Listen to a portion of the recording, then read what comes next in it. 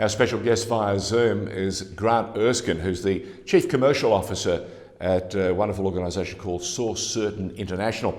And for those of you that don't know Source Certain, who does some tremendous work, Grant, welcome to the program. Thanks again, George. Great to be connected again. We've talked about the company and what you guys do, but for those that don't know, consumers, with your company, are given the opportunity to gain an enormous amount of confidence in the integrity of the products that they purchase. So from a consumer's point of view, you're doing the right thing, but it's not just that. You guys have so many components to the business. For producers, of course, you work to minimise the risk of product substitution and fraud, which we've spoken about in previous conversations. You go all out and protect brand reputation, which is, in this day and age, the gold standard. You also work at building consumer trust and those wonderful relationships with retailers. And then again, you have another component for manufacturers and distributors. Need I tell the marketplace that you provide that source verification of raw products that they receive prior to the time when they go to process them, so that they know whether it's a diamond, whether it's an oyster, whether it's a magnificent, cattle from a Wagyu herd. It is exactly as specified. So they've kept you pretty busy over the last few years building this business that 20 years ago, 30 years ago, could not have been built up and deliver the sort of product it does today. Yeah, absolutely. I think, 30 years ago, when you were buying an apple, you wanted to make sure that it was an apple. Now, when you're buying an apple, you're making a decision, is it organic? Did it specifically come from Batlow? Is it Australian? And at the heart of what Source Certain does is to ensure that when a consumer makes that decision, that they are getting what they're paying for. And if you do that and you do that well, what it makes sure is that great apple farmer in Batlow that chose to transition his farm to organic is rightly rewarded for it. So consumers get what they have ultimately paid for, and the producers that do invest in the sustainability of their production systems get financially rewarded. And at the heart of Source Certain, that is what we do, and we do that through a technology that is scientific based, that can determine the origin of pretty much any object, whether it's a diamond or a piece of gold or an apple. We can scientifically trace it back to where it originally came from, and where it originally came from is where all those claims are based around the things that we care about.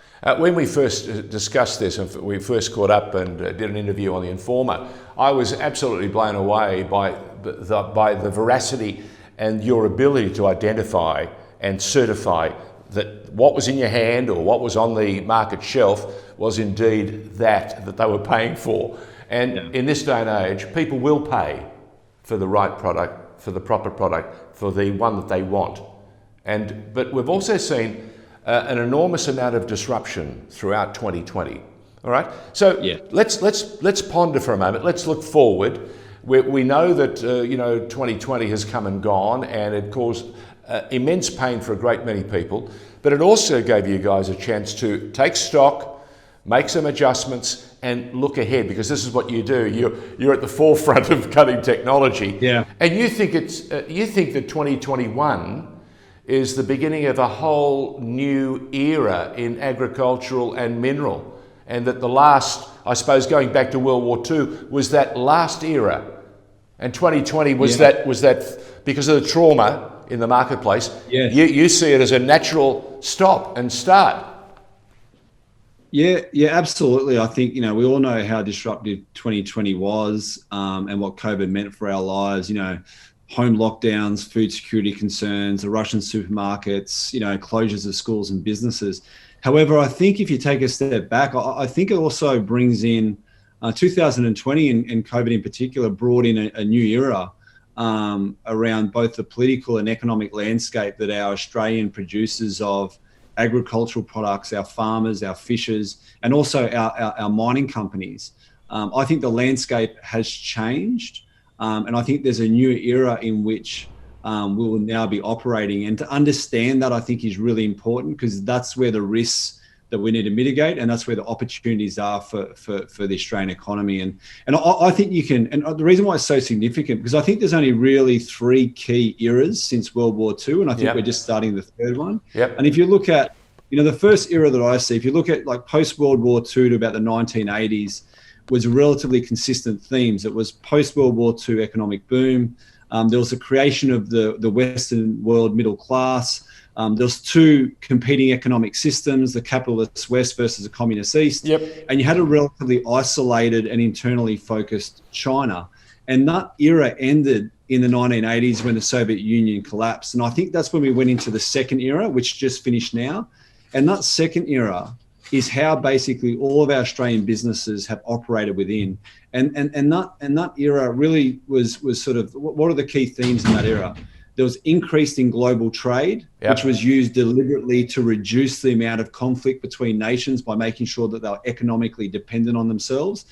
There was a further expansion and use of the sort of global institutions such as the UN, the World Health Organization, the World Trade Organization. You saw some individual countries give up some of their sovereignty for the concept of regional authority. So you saw the formation of the EU. And more importantly, you saw the emergence of China, where they moved away from this isolated approach and they started to engage with the rest of the world. And that brought significant demand and benefits in terms of lower manufacturing costs and greater global demand for everyone. But I generally believe that era ended in 2020, and not just because of COVID, but COVID definitely brought it forward. And I think about, where we sit now, we think about, what did we really understand from COVID? One, we realized that our food supply chains are truly global. And so when the pandemic hit, we all had real concerns as, where did our food come from? Can we grow it locally to make sure we've got enough food on the shelf? And so that was a real eye-opener for everyone around the globalization of food supply chains. But it wasn't just food supply chains that we understood, that economic dependency also played a major factor in, did we have enough PP&E in order to supply the materials we needed for frontline workers? And then also, what does our pharmaceutical supply chains look like? And what we realized is that our pharmaceutical supply chains ultimately all flowed into China and out of China. And then towards the end of COVID-19, well, at the end, but the end of 2020, what we actually saw was that the economic and trading ties that Australia in particular had benefited from 30 years had actually been weaponized against us. And then all of a sudden we saw, one of our largest trading partners and the world's second largest economy effectively shutting some of our key industries out of China overnight. And without much warning. And that really exposed Australian industries to the dependency and concentration risk on China. And so therefore, that's why I really think this is a new era. And I think if you look at the new era, I think, what does the next era look like that we're in right now? I think countries are rethinking their concept around national sovereignty. That ties into the type of controls they had over their borders to stop infections. They're also looking at the way that they're producing critical items such as food, and that ties into foreign ownership over our primary production land. So there's a key theme there. We're also seeing countries like the US really lead the world now, and with support of Australia, to actually move some of these critical supply chains to make sure they're not dependent on any one country. And that if there is dependence on close political and cultural ties between Australia, the UK, and the US. So you're seeing... Tell me something. Yeah. The Joe Biden administration, with the arrival of Joe Biden, we saw the Trump administration, wanting very, very hard over that 5-year period to make America great again. So they drew within and said, no, we've got all we need. The Joe Biden administration says it's going to be, again, that worldly superpower or that giant of a processor getting out there and building up those relationships it had in the past. So is that likely to add another dimension to this new era that you discuss? Yeah, I believe so. I think the Trump administration, when an outsider got elected, and one of his key themes was we're going to prioritize Pennsylvanian manufacturing jobs over global trade ties. Now, yes, so I think the Biden administration is talking much more around we're going to rejoin these international, put more emphasis on the United Nations and be more of a global leader and global player again. But I still think he's still going to be pulled to the original direction that started in 2016, which is the need to have some part of America first. Even if it's not American first, it is, we need to have control over these critical supply chains. So I think there's a legacy that still exists from 2016.